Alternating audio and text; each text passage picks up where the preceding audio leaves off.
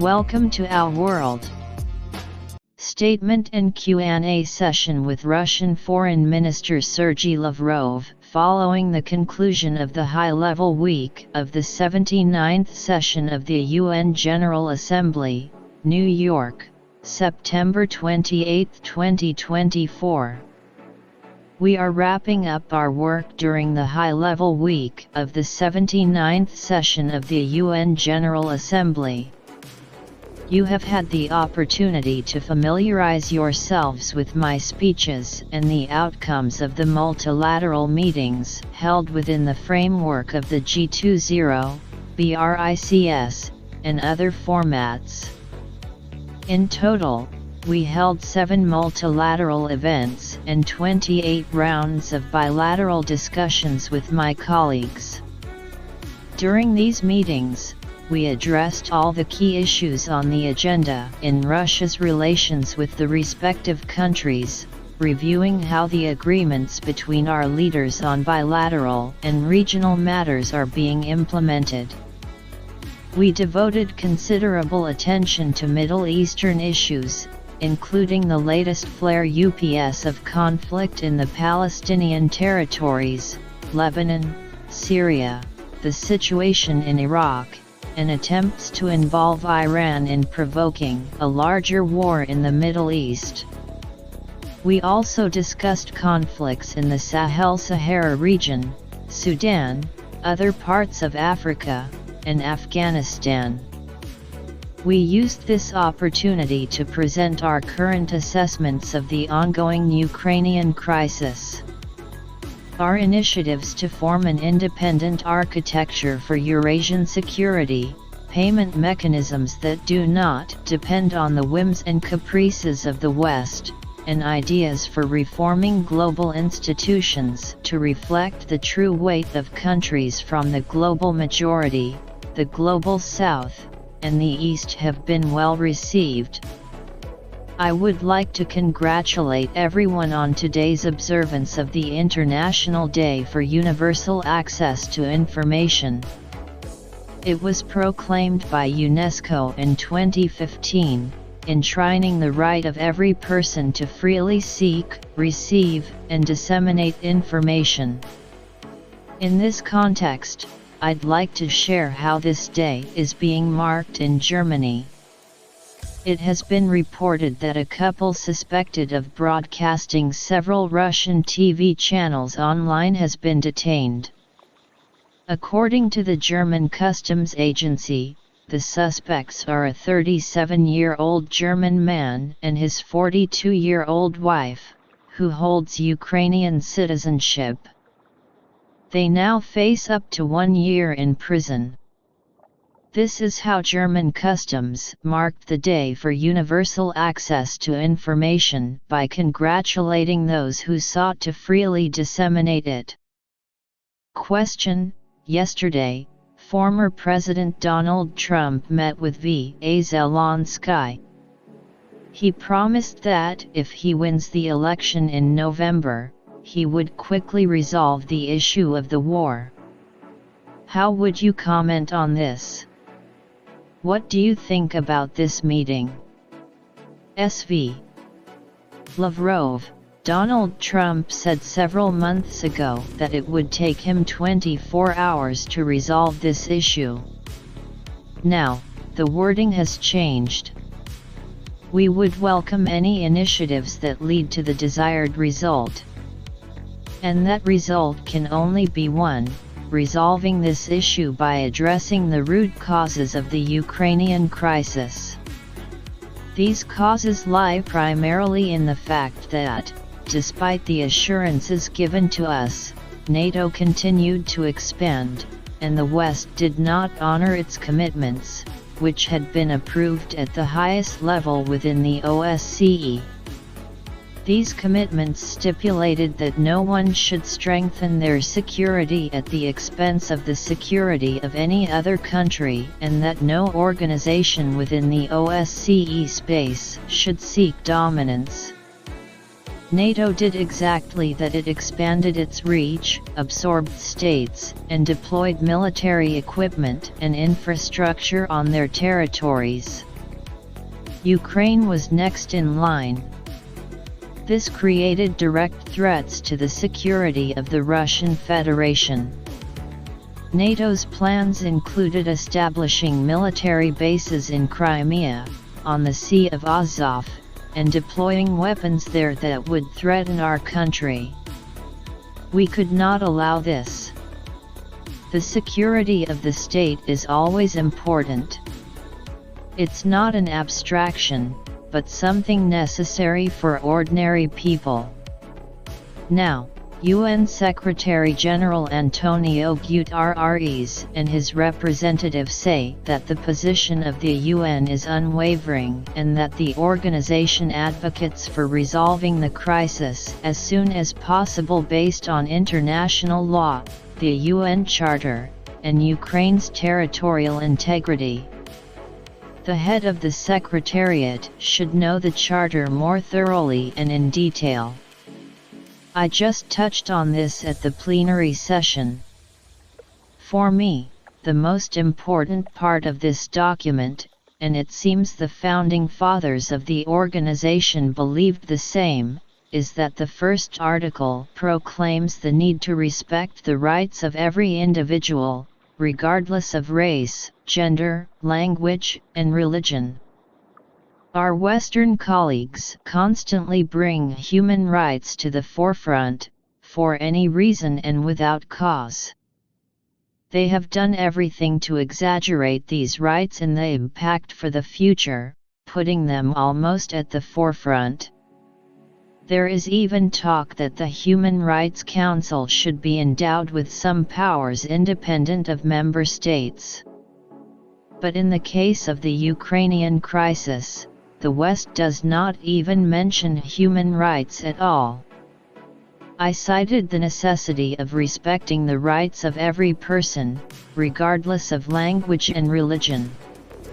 Today, I reminded the UN General Assembly that the Russian language, from early childhood education all the way to universities, has been legislatively eradicated in Ukraine. All Russian language media have either been expelled from Ukraine or shut down. In the cultural sphere, books in Russian are being thrown out of libraries, just as they were in Nazi Germany. The canonical Ukrainian Orthodox Church has been banned.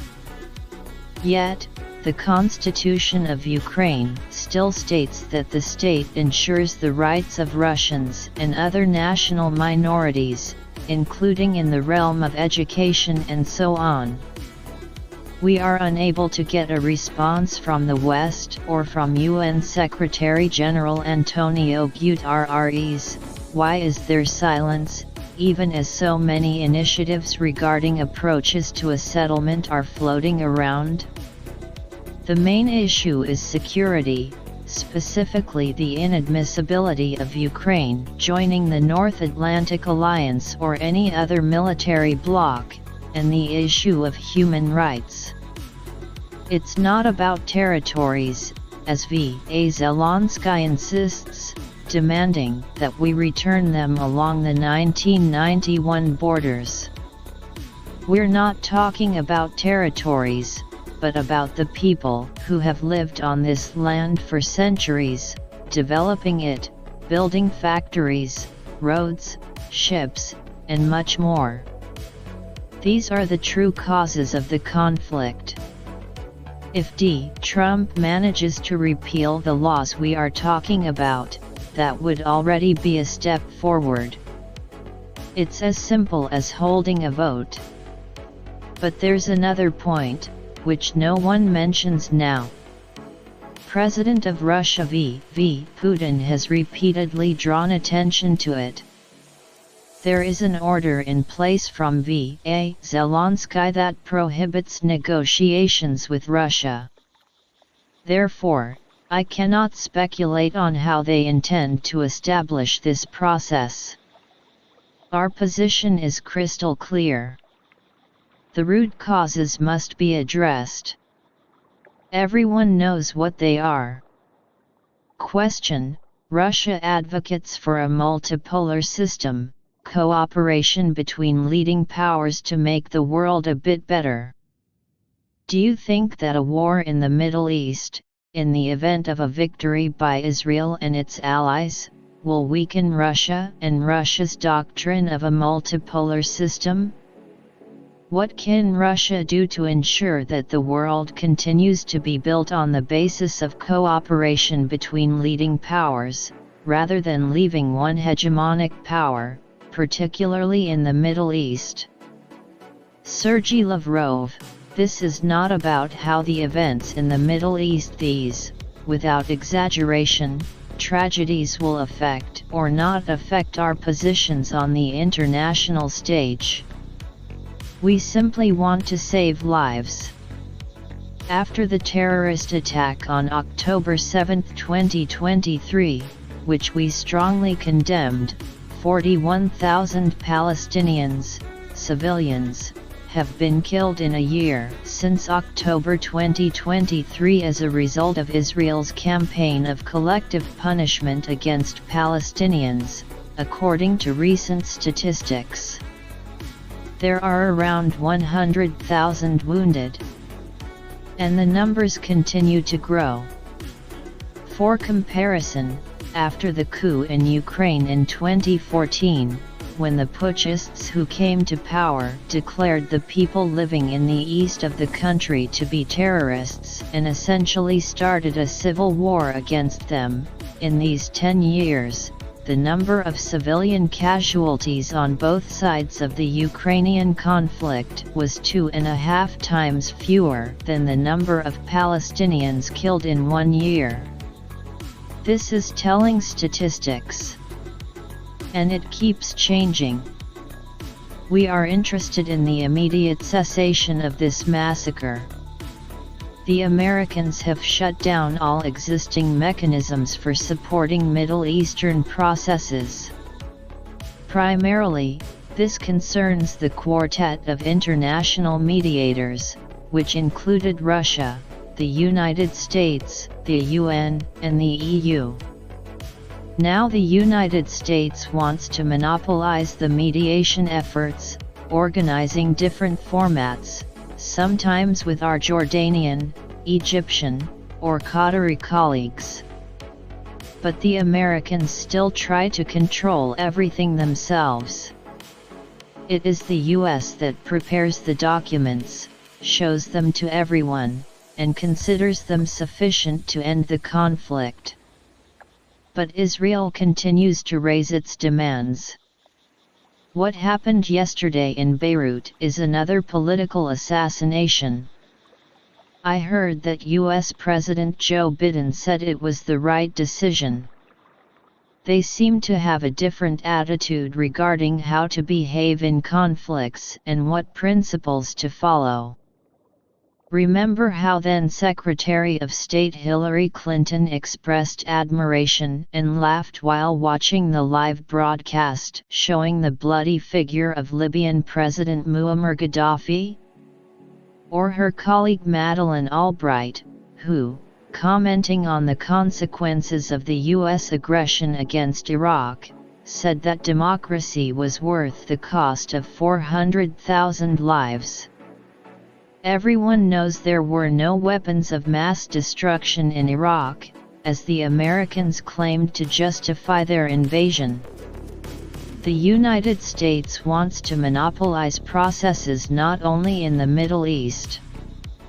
They also want to control the Indo-Pacific region. They are assembling various bloc structures: AUKUS, the Quad, the Four, New Zealand, Australia, Japan, and South Korea. They are pulling the Philippines into something similar to the Quad. They have well-established activity. When they engage with regional issues, they are thinking of only one thing: maintaining their hegemony and controlling everything. Russia has no such ambitions. It is inhumane to turn a blind eye to hundreds of thousands of victims while continuing to pursue the main goal, remaining in the position of hegemon. Question: At this General Assembly, much has been said about reforming the UN. Finnish President A. Stubb also reflected on this topic and proposed expelling Russia from the UN Security Council. Is this possible? How should such proposals be viewed? Sergey Lavrov: hot Finnish guys are a unique people. I know A. Stubb well from the time when he was Finland's foreign minister. After the end of the Five-Day War, initiated by M. Saakashvili in South Ossetia against Russian peacekeepers, A. Stubb visited Tbilisi and, on the way back, stopped in Moscow. While preparing for talks with our experts, he, in a one-on-one conversation, shared with me his impressions of his meeting with M. Saakashvili. It involved an unprintable adjective and the noun lunatic. It's not hard to guess what the adjective was. When I urged him to tell everyone what kind of person he was, he said it wasn't worth it. I could tell many stories from Scandinavian folklore. But what surprises me more is something else. A. Stubb wants to be more Ukrainian than the Ukrainians themselves. I know that Kyiv's representatives constantly harp on the illegitimacy of the Russian Federation because the UN Charter still says Union of Soviet Socialist Republics. I would like to point out that the Charter also says Republic of China, not the People's Republic of China. Things have remained as they were when the UN was created, when Taiwan represented China. When the People's Republic of China restored its rights, and when Russia, as the successor to the Soviet Union, became a member of the Security Council, it was decided not to change anything, as everything was already clear. What surprised me more was UN Secretary-General Antonio Guterres, who, while speaking about UN Security Council reform, stated that Europe is overrepresented. Among the permanent members of the Security Council, Europe is represented by France, the United Kingdom, and the Russian Federation. During a meeting with him yesterday, I asked, does he really believe that we are cut from the same cloth as London and Paris? He replied, well, who else could you be? Such an understanding of the geopolitical landscape by the UN Secretary-General gives rise to serious thoughts. Question: Yesterday, Israeli Prime Minister B. Netanyahu was present in the UN building, a building created to maintain peace and security. At the same time, during an attack on Beirut, Hezbollah leader Hassan Nasrallah was killed. Will his assassination stop Israel, or will it want to continue and capture southern Lebanon? Sergey Lavrov: this is not the first political assassination. Remember the head of the Hamas Political Bureau, Ismail Haniyeh, who was killed in the capital of Iran during the funeral ceremony of former President of the Islamic Republic of Iran, Ebrahim Raisi? This was not just a political assassination but a particularly cynical one. There was also an attack on the Iranian consulate in Syria, where Iranian citizens were killed. Now, Hezbollah Secretary-General Hassan Nasrallah has been killed. Many people, myself included, believe that Israel is trying to create a pretext for directly drawing the United States into this war, and they are provoking Iran and Hezbollah in every possible way to achieve this. Iranian leaders are behaving with utmost responsibility. This should be properly acknowledged. There are parallels here with Ukraine. Zelensky is also doing everything he can to provoke NATO countries into direct military action. Then, he will simply step aside and watch, believing that this will save him. I don't think this is the right path. I am convinced that bloodshed must be stopped, and terrorist methods of settling political scores must be abandoned. Question: among Hezbollah's followers, there is a common belief that Iran has abandoned them, and that all the slogans like "we will support Hezbollah," "we will fight together with you" do not hold up. When the crucial moment came, Iran, as usual, watched through intermediaries and did not get involved. Will the assassination of Hassan Nasrallah lead to a response from Iran? Sergey Lavrov: I do not consider it appropriate to comment on issues concerning Iran's problems and interests. I cannot answer questions about what Iran plans to do. That would be incorrect and impolite. Question: President Zelensky has repeatedly said that Russia is planning to attack Ukrainian nuclear power plants. How would you comment on this?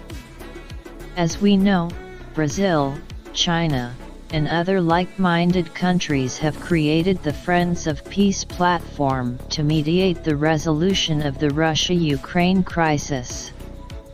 Is Russia considering any peace initiatives from the Global South? Sergey Lavrov: as for Mr. Zelensky's statements, everyone has long grown accustomed to his improvised remarks. He was better at delivering written lines when he was on stage. These improvisations are misbehaving. He claimed that every point of his peace formula is based on the principles and norms of the UN Charter. Zelensky rudely dismissed the Chinese-Brazilian initiative, saying that he didn't understand why they put it forward, and that perhaps they just wanted to win the Nobel Peace Prize. He added that there aren't different versions of the UN Charter for different parts of the world. There's no separate charter for BRICS, the G7, Russia and Iran, or China and Brazil. Zelensky appropriately assessed the efforts made by our Chinese and Brazilian colleagues, who acted out of the best intentions. At the previous stage of contacts with colleagues, we discussed their plans. I asked what specific content this initiative would have. All the words in these Chinese-Brazilian points are correct calls for peace, justice, adherence to international law. No one disputes this. How they specifically plan to move toward peace no one has told me yet. This issue is still under consideration. A group called Friends of Peace was announced, though not all the countries present at the meeting are part of it. The group was formed in New York at the level of permanent representatives. I'm not sure how seriously this issue can be addressed from there, but I'm confident that permanent representatives are talented people. We'll see what they come up with. The most important thing in the Global Security Initiative put forward by Chinese President Xi Jinping in February 2023, which was dedicated to resolving all conflicts, it was noted that it's necessary to agree on addressing the root causes of conflicts. The root causes of the conflict in Ukraine lie in the entanglement of the Kyiv regime in NATO. This goal remains on the agenda. Jens Stoltenberg and other alliance representatives regularly repeat this with admirable persistence. The second cause is human rights violations, the eradication of the Russian language, culture, education, and the canonical Orthodox Church. In Israel, the Arabic language has not been officially banned, but Zelensky banned Russian, even though it is spoken not only by ethnic Russians but by the majority of the Ukrainian population. The specific people at the level of permanent representatives, who will work on detailing this concept, cannot ignore these arguments and root causes. They will need to be guided by the principles of the UN Charter, not selectively, but in their entirety and interconnection. Human rights are a principle of the UN Charter, grossly violated in this case. Even the Ukrainian constitution contains obligations to respect the rights of national minorities in all aspects. When interpreting the principle of territorial integrity, one cannot ignore its connection with the principle of people's self-determination. There is also a consensus on this. In 1970, the UN General Assembly unanimously adopted a declaration stating that the territorial integrity of states should be respected, provided their governments represent the entire population living in that territory. Why did everyone calmly accept the unilateral declaration of Kosovo as an independent state in 2008? The US applauded this event, saying it was an expression of a nation's right to self-determination. Incidentally, there were no military actions in Kosovo. A few years later, in 2014, after the bloody coup in Ukraine, the fascists who seized power launched a war against Crimea, and Crimea held a referendum. The Americans said this was unacceptable because the principle of territorial integrity applies in this situation. It is important that those who sincerely wish to help resolve this crisis understand the true causes. They should rely on the UN Charter in its entirety and in the interconnection of its principles. This is my request, my message to those who will work in the Friends of Peace group. Sergey Lavrov, we have already commented on this situation.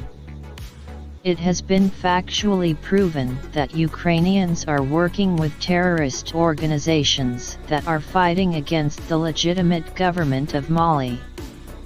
Not long ago, there was an attack on a group of Malian soldiers, resulting in many casualties. It was carried out by terrorists linked to the Ukrainians. This is not the only hotspot on the planet. In Syria, in the Idlib de-escalation zone, Hayat Tahrir al-Sham continues to operate. The Ukrainians also have connections with them.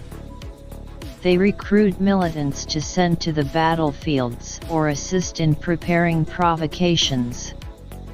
It is telling that after the killing of Malian soldiers by terrorists, Mali, Niger, and Burkina Faso appealed to the UN Security Council, calling for a condemnation of Ukraine's activities. Two of these countries have already severed diplomatic relations with Ukraine. This is banditry. We will do everything to ensure that African countries, which want to think for themselves and choose their own paths of development, receive support in the areas of security and defense. We are actively engaged in this. Question: A question regarding the Chinese-Brazilian initiative. Yesterday, it was stated that the legitimate interests of the parties are taken into account. This was said after your speech. Do you think this plan can help break the deadlock that exists today? As you mentioned, the root causes must be addressed. Are they clearly outlined in yesterday's declaration? Sergey Lavrov, read what you just quoted and compare it with what I've just said. I didn't see an action plan in the document, only a statement of intent. It's the same old form fighting for all that is good and against all that is bad. Years ago, we reviewed the Israeli-Palestinian conflict at the UN Security Council. At that time, the quartet of mediators, Russia, the US, the UN Secretariat, and the EU, developed a roadmap for resolving the conflict through the creation of an independent Palestinian state. It was outlined for 1 year, with steps to be taken each month. Now that was a plan. But it was never implemented. Otherwise, we wouldn't be seeing the war currently unfolding in the Middle East. My advice to those who will be working in New York within the Friends of Peace group, read the UN Charter. I spoke about this in great detail both at the plenary session and at the UN Security Council. Everyone knows this already. This all started with the coup in Ukraine. For years, we warned against dragging them into NATO, against persecuting Russian-speaking citizens. 6 months before the special military operation, Volodymyr Zelensky, in an interview, was asked how he viewed the people on the other side of the contact line in Donbass, those who didn't accept the coup and against whom the Kyiv regime launched a war. He replied that there are people, and there are creatures. At another time, he said that if you feel connected to Russian culture and live in Ukraine, get out to Russia. No one reacted to this. The Ukrainian ambassador to Kazakhstan, Petro Vrublovsky, in an interview, said that their main goal was to kill as many Russians as possible so their children would have less work to do. Did any journalist bring this to the attention of their readers? I don't recall. This is a serious matter. It's not enough just to consider interests. The one thing I don't understand, how did the French and Swiss end up at yesterday's meeting? They are actively supporting Ukraine, calling for its victory over the Russian Federation, supplying long-range weapons and missiles. I asked my Chinese colleague, and he said they insisted on being there. They were collectively invited as observers. This group has a long road ahead of them. We are ready to assist with advice. The main thing is that they base their proposals on realities, not on abstract discussions. My question builds on what I asked last year. Could you tell us whether there are any negotiations regarding Ukrainian children who were taken to Russia? You mentioned that there were about 100, but according to the ICRC, there are 19,000. As I understand it, some countries, like Qatar, are acting as mediators on this issue. Sergey Lavrov, we publish such materials. Don't you have a representative in Moscow? No, I've moved to another media outlet. Sergey Lavrov, the information from our last meeting has been updated many times since then. I won't go over the numbers again. But we've invited many foreign journalists to special briefings. Some time ago, it came to light that many of the children, hundreds, who were on the lists allegedly abducted by Russia were actually found in Germany. There are many people there with unconventional hobbies. It's a complex issue. Maria Zakharova, we would like to extend our invitation once again, in your new role, to visit Russia and conduct interviews with officials. We look forward to your visit. Question: the sale of S-400s by Russia to Turkey created tension in relations with the US recently. A former Turkish minister suggested that Turkey could sell the S-400 to third countries, such as India or Pakistan. How would Russia respond to such a potential sale of the S-400? What impact would this have on Russian-Turkish relations? Sergey Lavrov, the S-400 is an anti-missile defense system. It was supplied to Turkey. I have nothing to comment on. President of Turkey Recep Tayyip Erdogan is a highly experienced statesman. He makes decisions in the interest of his people and state on every issue. The only addition I'll make is this: in arms sales contracts, there is a clause regarding the end-user certificate.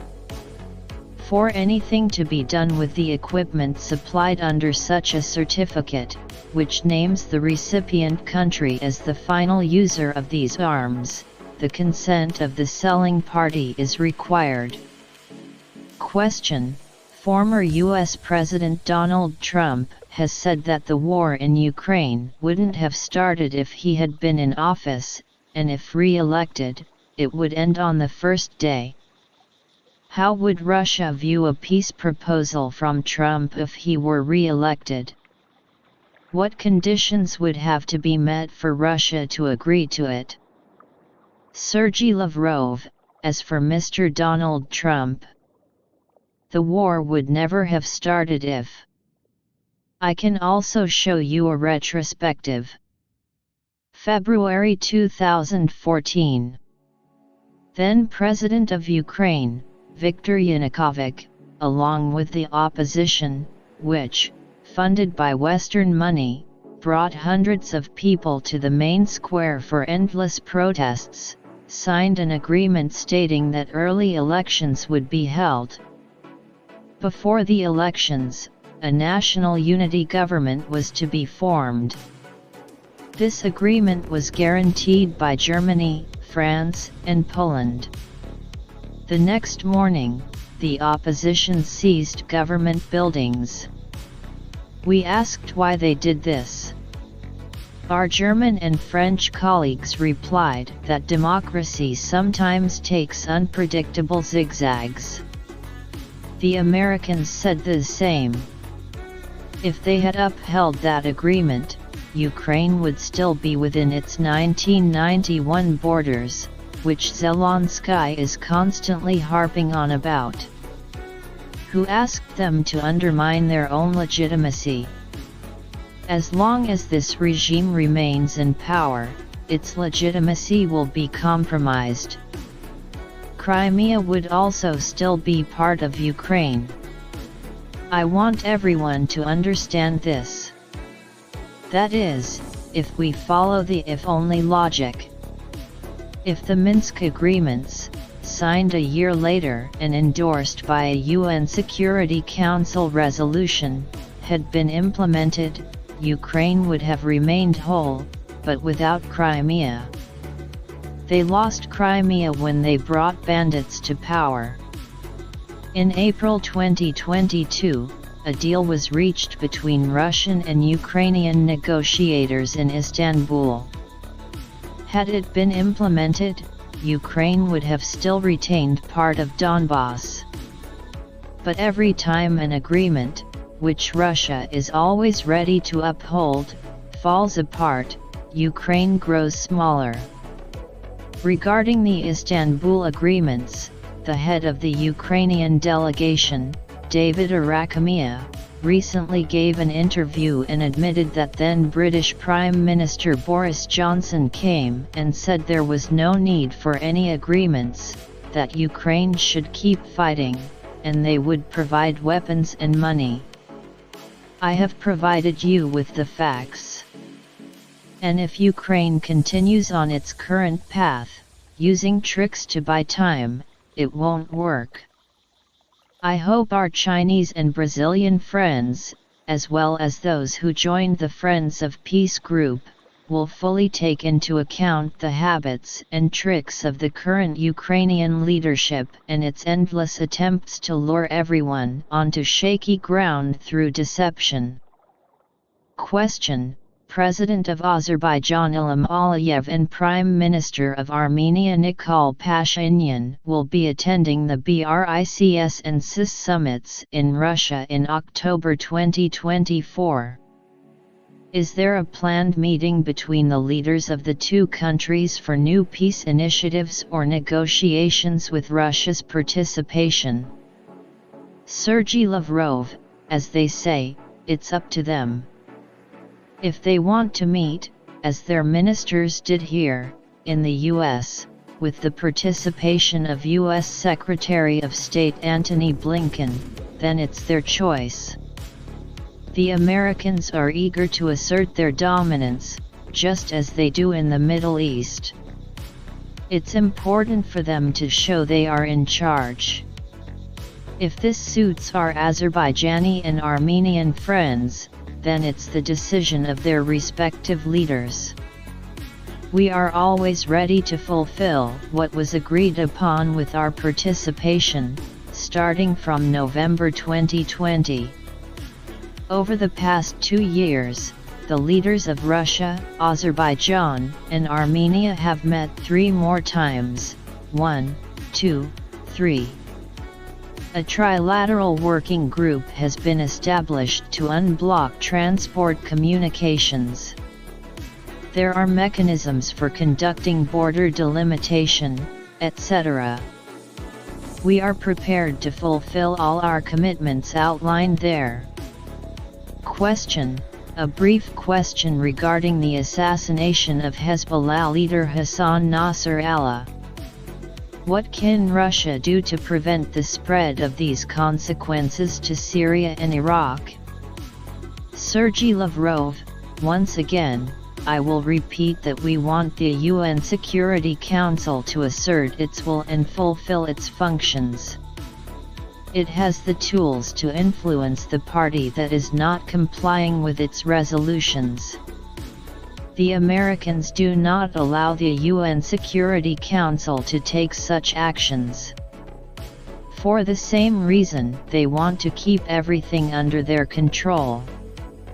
The problems that exist in the world can no longer fit into 1 or even 2 hands. That is our answer.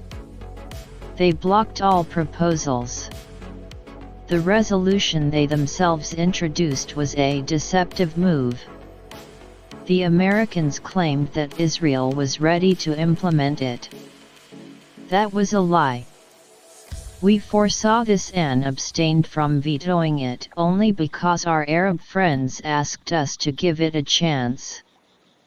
As for how to prevent the conflict from spilling over into other countries, I have already answered. This is what we can and will do. In Syria, at the request of the legitimate government, our military contingent is present to help ensure security. They will continue to fulfill all their duties. I repeat, I have the feeling that there are those who want to provoke Iran first and then the US, thereby sparking a full-scale war across the region. Question: Russia is calling for the normalization of relations between Turkey and Syria. If this happens, how will it affect the Syrian Kurds? Sergey Lavrov: we have had meetings regarding the normalization of Turkish-Syrian relations. Last year, the defense and foreign ministers from Russia, Iran, Turkey, and Syria met. It was something like the Astana Troika for the Syrian settlement process, directly involving the Syrian Arab Republic, SAR. The meetings were positive. I recently spoke here with my Turkish colleague. I also discussed this with the new Foreign Minister and Minister of Expatriates of the Syrian Arab Republic, Bassam Sabag. Both sides have ideas which, in my opinion, should allow the resumption of this process. Yes, you are right. The Kurdish issue will be one of the main topics in these negotiations, alongside matters of combating terrorism and ensuring border security. There are precedents. There's the 1998 Adana Agreement. It is unlikely to be applied directly now, but the concept it established is quite implementable, although it will need to be adapted. This concept involves cooperation between Syria and Turkey to ensure border security and suppress terrorist groups. A huge problem is the actions of the United States, which, even here, want to do everything their own way. Ignoring the interests of Turkey and Syria, they are illegally present on Syrian territory on the left bank of the Euphrates. They have essentially created a quasi-state there, extracting Syrian oil, harvesting grain, selling it, and using that money to support their clients. I am convinced that Kurdish organizations must categorically distance themselves from terrorism and finally understand that they have no other choice but to live within the Syrian state. At one point, we were ready to offer our mediation services and met with their leaders. They know our position. They approached us for help when President Donald Trump announced that they were leaving Syria. Representatives of the Kurds came to us for talks. A few days later, the Americans said they had changed their minds and weren't leaving. The Kurds' interest in dialogue then disappeared. This is a short-term opportunistic stance, not reflecting a long-term vision for the future of the Kurdish people. They need to reach an agreement with Damascus. As I understand it, our Turkish neighbors are ready to help in this regard. Question: after Israeli Prime Minister Benjamin Netanyahu rejected the ceasefire proposal, is there a possibility of implementing Resolution 2735 amidst the regional escalation? Sergey Lavrov: regarding Resolution 2735, you're asking the wrong party whether it can be implemented now. This question is primarily for Israel, and for the United States as well. They assured everyone that this resolution would significantly reduce tensions and begin de-escalation. They said this, serious people, but they deceived all of us. I see no desire from Israel to implement any peace plans. Question: a question about Ukraine. Russian President Vladimir Putin stated that lifting restrictions on the use of long-range missiles supplied by the West to Ukraine would be considered a declaration of war.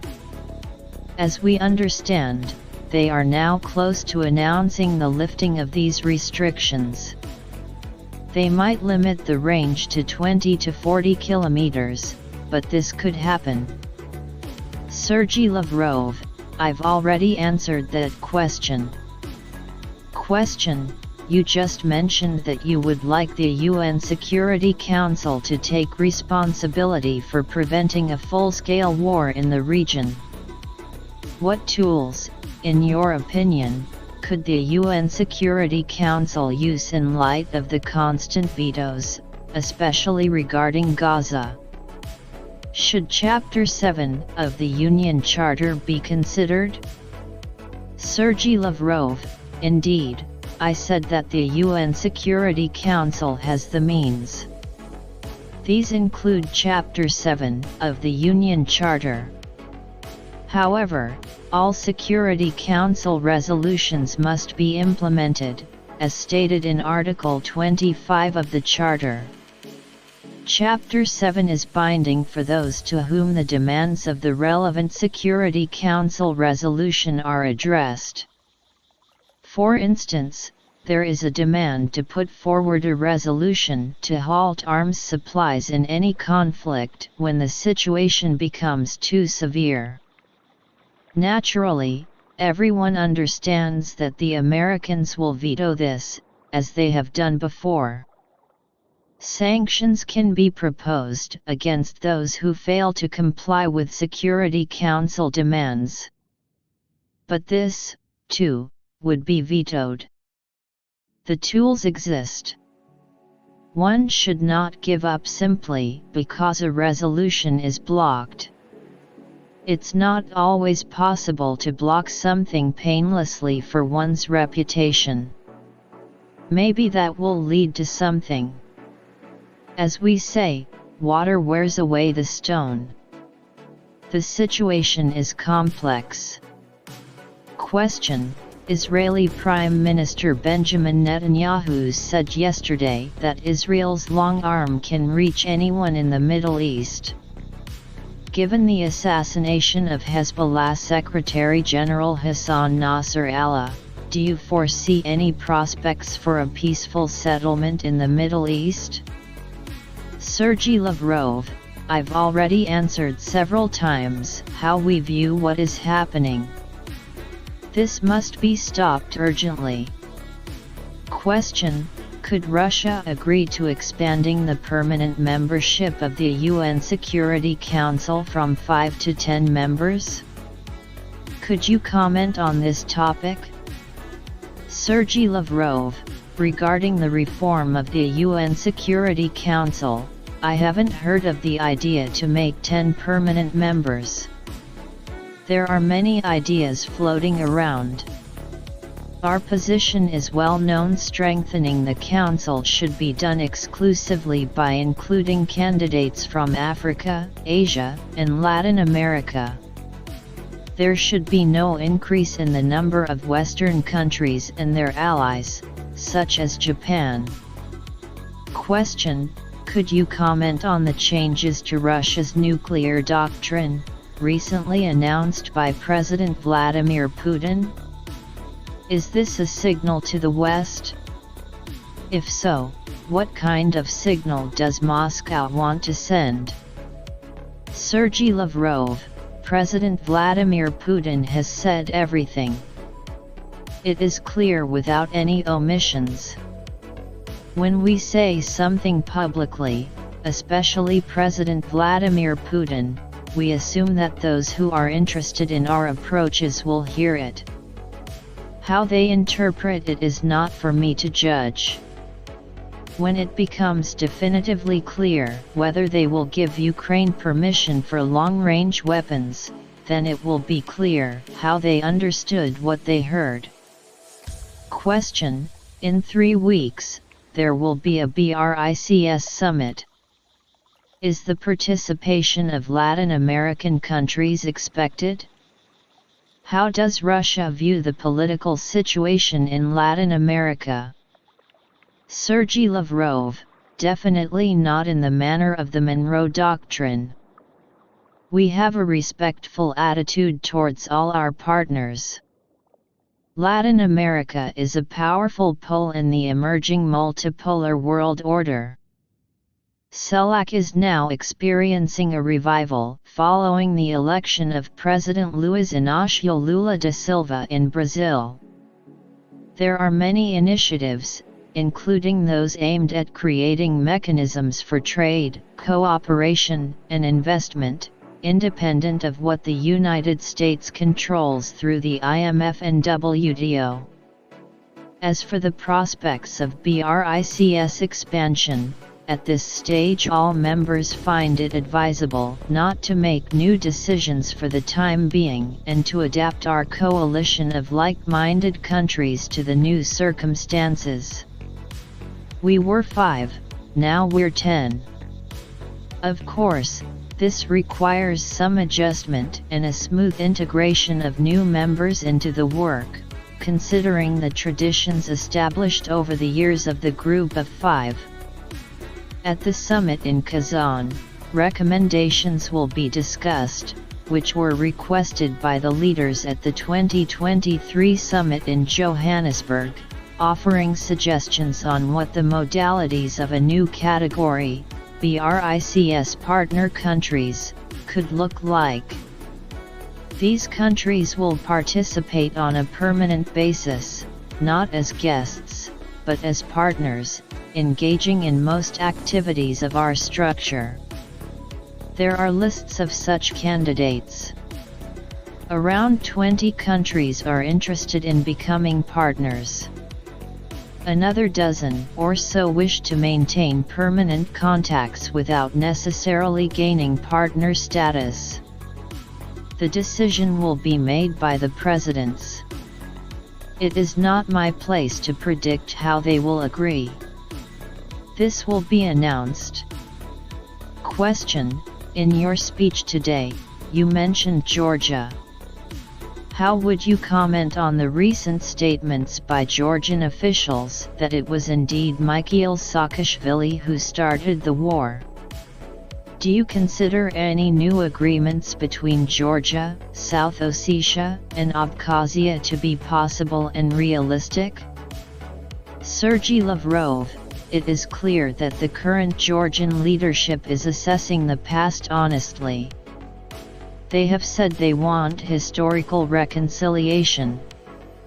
In what form or manner it might take place is for the countries themselves, Abkhazia, South Ossetia, to decide. They are neighbors with Georgia. Some level of contact is inevitable. If all sides are interested in normalizing relations and reaching agreements on non-aggression, ensuring that no one ever again has the desire for conflict, we would, if the sides are interested, be ready to help. The fact that Mikhail Saakashvili started the war was known to everyone, except perhaps our Western colleagues and Georgian President Salome Zurabishvili. Immediately after 2008, the European Union commissioned an investigation led by a respected Swiss, Heidi Tagliavini. In the report following that investigation, it was clearly stated that Mikhail Saakashvili started all of this. There's no reason to be surprised. Question: why did you mention Bucha? If I were a Russian official, I would try to ignore that bloody massacre. Yet you included this topic in your speech at the UN General Assembly. Sergey Lavrov: what surprised you? I talk about this every time. I met with Antonio Guterres in 2023 at a UN Security Council meeting where he was present. And the year before that, in 2022. Today is International Day for Universal Access to Information. Yet you don't seem to have access to the information that is openly circulating on the internet and social media. In Istanbul in April 2022, an agreement was reached that we would cease hostilities and sign a treaty with the Ukrainians. Even before all of this fell through, we were asked, as a gesture of goodwill, to pull our troops back from the outskirts of Kyiv, including the town of Bucha. We did so, thinking we were dealing with decent people, not liars. But of course, we were deceived. There's a video online showing the mayor of that town proudly announcing to the camera that they've regained control of their small homeland, that they are now in charge, and the Russians are gone. 2 days passed. Suddenly, a team from the renowned media outlet BBC shows TV footage, not from a basement, but from a wide, Central Street in Bucha, where bodies are laid out. It was claimed that when the Russians were there, they committed this crime. I repeat, this was 2 days after we had left. New sanctions were imposed in connection with this story. Since then, expecting any kind of investigation has been futile. We took the simplest approach. We asked if we could see the list of names of the people whose bodies were shown by the BBC. Silence followed. I asked Antonio Guterres. I reminded him again yesterday. He replied that they would reach out once more. But they had already reached out to the Ukrainian regime. No one is providing any information. When information is withheld, it means there is something to hide. The Office of the High Commissioner for Human Rights also made inquiries at our request. Still, no one says anything. The matter is closed. President Joe Biden described it as a massacre, and called Putin a butcher. For us, there's no mystery here. This is a provocation of the purest kind. Just like with Alexei Navalny. When he fell ill, and the Germans requested to take him for treatment, we immediately allowed their plane through, and he was taken. They didn't even follow the necessary aviation formalities. He was in a civilian hospital where they found nothing. Later, he was transferred to a military hospital, where they discovered this substance Novichok. He supposedly recovered later, returned, and died here. While he was there, we asked the Germans to show us the test results proving he had been poisoned by this substance.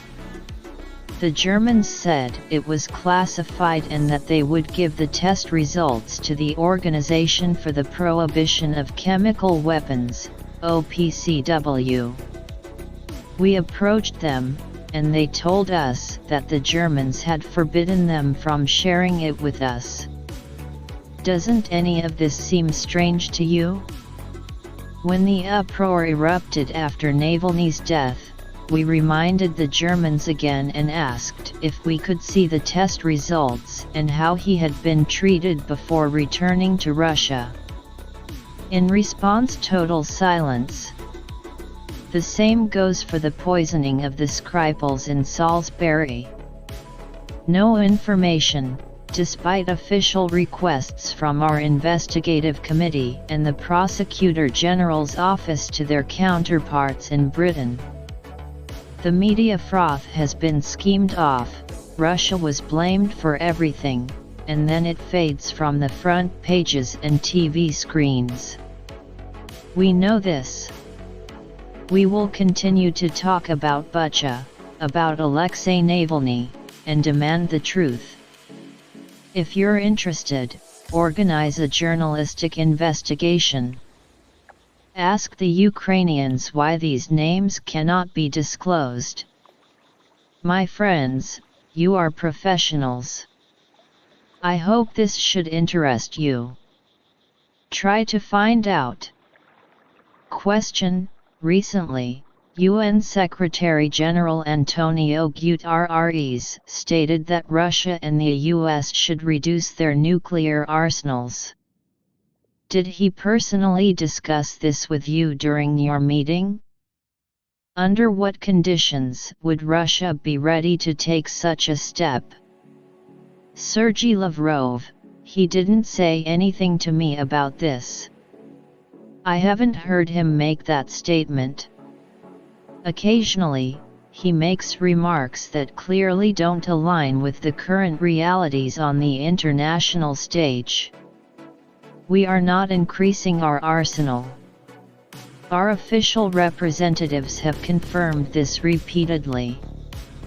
The treaty between the Russian Federation and the United States of America on measures for the further reduction and limitation of strategic offensive arms, New START, is in force until 2026.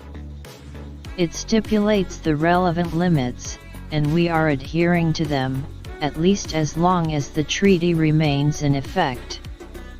We have suspended our participation in it, but we stated that we will continue to observe the limits and exchange certain types of information with the Americans. However, it's certainly not up to the UN Secretary-General to decide such matters. Of course, it's desirable to have fewer weapons, but we must also face reality. Thank you for joining us on Our World. If you found this content valuable, please like, comment, and subscribe.